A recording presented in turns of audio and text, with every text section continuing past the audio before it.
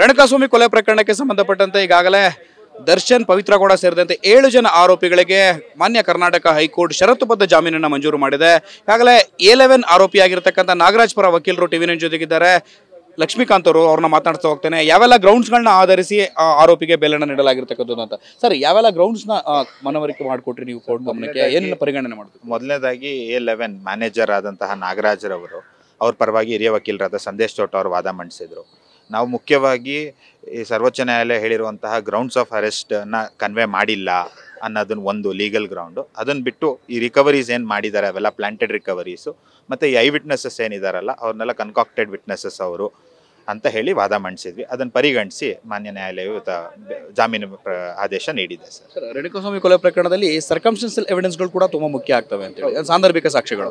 ಪೊಲೀಸರು ಸಾವಿರಾರು ಪುಟಗಳ ಚಾರ್ಜ್ ಶೀಟನ್ನು ಸಲ್ಲಿಕೆ ಮಾಡಿದ್ರು, ಅಡಿಷನಲ್ ಚಾರ್ಜ್ ಶೀಟನ್ನು ಕೂಡ ಸಲ್ಲಿಕೆ ಮಾಡಿದ್ರು, ಟೆಕ್ನಿಕಲ್ ಎವಿಡೆನ್ಸ್ಗಳನ್ನು ಕೂಡ ಈ ವಿಚಾರಕ್ಕೆ ಸಂಬಂಧಪಟ್ಟಂತೆ ನ್ಯಾಯಾಲಯದ ಗಮನಕ್ಕೆ ತಂದು ಅದನ್ನು ಕೂಡ ಸಬ್ಮಿಟ್ ಮಾಡಿದ್ರು.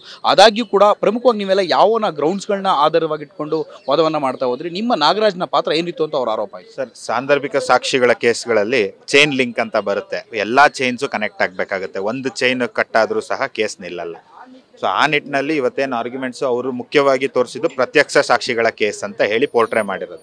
ಪ್ರತ್ಯಕ್ಷ ಸಾಕ್ಷಿಗಳನ್ನ ಯಾಕೆ ನಂಬಾರ್ದು ಮತ್ತು ರಿಕವರೀಸ್ನ ಯಾಕೆ ನಂಬಾರ್ದು ಅಂತ ನಾವು ಕೋರ್ಟ್ಗೆ ಮನವರಿಕೆ ಮಾಡಿಕೊಟ್ಟ ನಂತರ ಅದನ್ನು ಕನ್ಸಿಡರ್ ಮಾಡಿ ಆದೇಶ ನೀಡಿದೆ. ಈ ಸರ್ಕಮ್ಸ್ಟೆನ್ಸಸ್ಸು ಇದನ್ನೆಲ್ಲ ಮ್ಯಾಟರ್ ಆಫ್ ಟ್ರಯಲ್ ಆಗುತ್ತೆ ಸರ್, ಅದೆಲ್ಲ ಟ್ರಯಲಲ್ಲಿ ಪ್ರೂವ್ ಆಗಬೇಕಾಗುತ್ತೆ. ಪ್ರಮುಖವಾಗಿ ಸರ್, ಐ ವಿಟ್ನೆಸ್ಗಳನ್ನ ನೋಡ್ತಾ ಹೋದ್ರೆ ಅದನ್ನ ಪ್ಲಾಂಟ್ ಮಾಡಿದ್ದಾರೆ ಅಂತ ಹೇಳ್ತಿದ್ದೀರಾ. ಏನು ಅಲಿಗೇಷನ್ ಸರ್ ಪೊಲೀಸ್ನವ್ರ ಮೇಲೆ ಅವರದ್ದು ಏನು ಪ್ಲಾಂಟ್ ಮಾಡಿದ್ದಾರೆ? ಪೊಲೀಸವ್ರ ಮೇಲೆ ಅಲಿಗೇಷನ್ಸ್ ಅನ್ನೋದಕ್ಕಿಂತ ಈ ಒಂದು ಕಡೆ ಅವರ 15ನೇ ತಾರೀಕು ಮತ್ತು 20ನೇ ತಾರೀಕು ಏನು ಅವರ ಹೇಳಿಕೆಗಳನ್ನ ಪಡೆಯಲಾಗಿದೆ ಅಂತ ಏನು ತೋರಿಸಿದ್ರು, ಅವರ ಸಹಿಗಳನ್ನ 11ನೇ ತಾರೀಕೆ ಒಂದಷ್ಟು ಡಾಕ್ಯುಮೆಂಟ್ ಮೇಲ್ಗಡೆ ಪಡೆದಿದ್ರು.